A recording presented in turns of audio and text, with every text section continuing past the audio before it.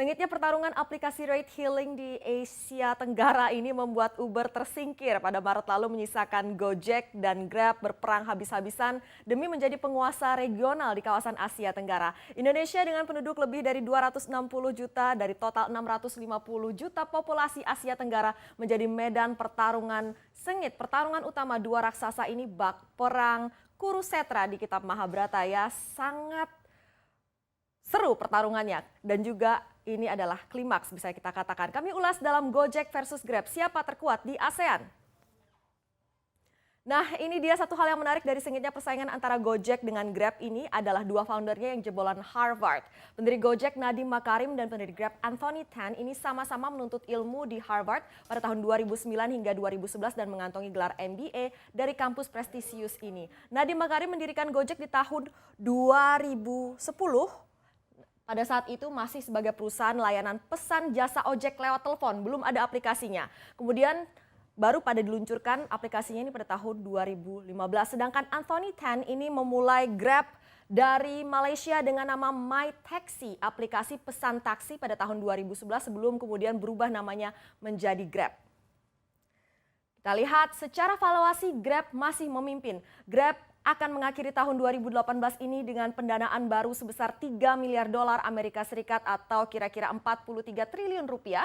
Sejauh ini perusahaan startup berbasis di Singapura ini telah mengumpulkan lebih dari 2,7 miliar dolar Amerika Serikat. Presiden Grab, Ming Maa menyebut Grab akan bisa mencapai 3 miliar dolar Amerika Serikat sebelum bel tahun baru berbunyi. Pendanaan baru yang mencakup investasi 1 miliar dolar Amerika Serikat dari Toyota pada Juni lalu ini akan membuat valuasi Grab menjadi lebih dari 11 miliar dolar Amerika Serikat. Sejumlah nama berikut termasuk dalam jajaran penyuntik dana untuk Grab. Kita lihat, ini dia untuk Grab ya, di sini ada Toyota, Hyundai, Naver, induk dari aplikasi Line, kemudian juga SoftBank Japan.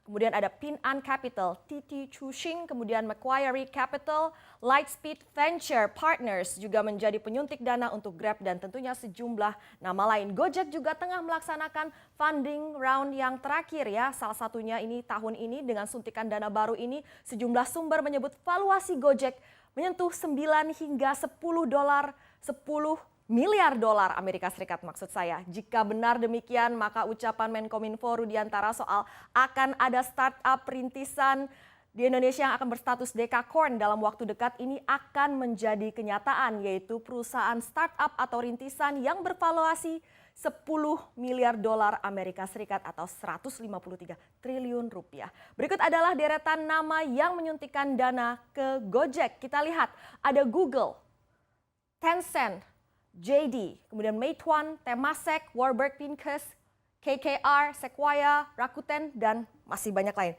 Kita bisa lihat di sini. Saling bersaing ya, soal funding juga. Kita lihat selain bersaing dalam soal funding, kedua perusahaan ini juga bersaing dalam mengepakkan sayap di kawasan Asia Tenggara. Indonesia ini menjadi salah satu kunci mengingat jumlah pasarnya yang setara dengan sepertiga Asia Tenggara. Grab yang didirikan pertama kali di Malaysia kemudian berekspansi ke negara lain seperti Singapura, Thailand, dan Filipina pada tahun 2013 dan kemudian pada tahun 2014 Grab hadir di Vietnam dan masuk ke Indonesia pada tahun 2014. Nah, kemudian Grab juga karena masuk pasar Indonesia meluncurkan layanan Grab Bike untuk menyaingi Gojek yang aplikasinya mulai beroperasi di tahun 2015. Hingga kini Grab total beroperasi di 8 negara di kawasan Asia Tenggara. Kemudian Gojek tidak tinggal diam, tentu saja tahun ini pun mulai masuk ke sejumlah negara lain di kawasan Asia Tenggara, memperluas medan pertarungan dengan Grab. Ada 4 negara yang disasar Gojek, yaitu Vietnam, Singapura, Thailand, dan Filipina. Di Vietnam ini, nah kita lihat ini namanya ya. Gojek hadir dalam bentuk GoViet yang merupakan kolaborasi antara tim lokal Vietnam dengan Gojek.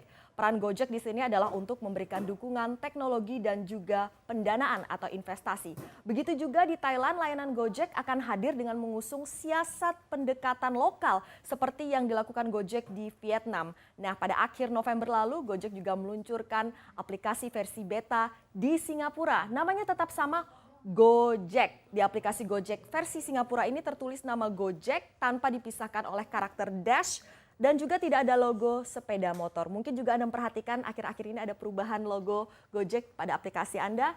Dan persaingan antara Grab dengan Gojek ini sejatinya adalah persaingan adu cepat menjadi super app di kawasan Asia Tenggara. Menjadi one-stop application untuk memudahkan hidup penggunanya sehingga setiap pengguna smartphone di kawasan Asia Tenggara akan mengunduhnya menjadi suatu aplikasi yang tidak bisa ditinggalkan ya, pasti butuh gitu. Nah ini dia pertarungannya. Kita lihat perkembangan layanan Grab dan Gojek tidak lagi hanya untuk memesan layanan transportasi atau ride-hailing app.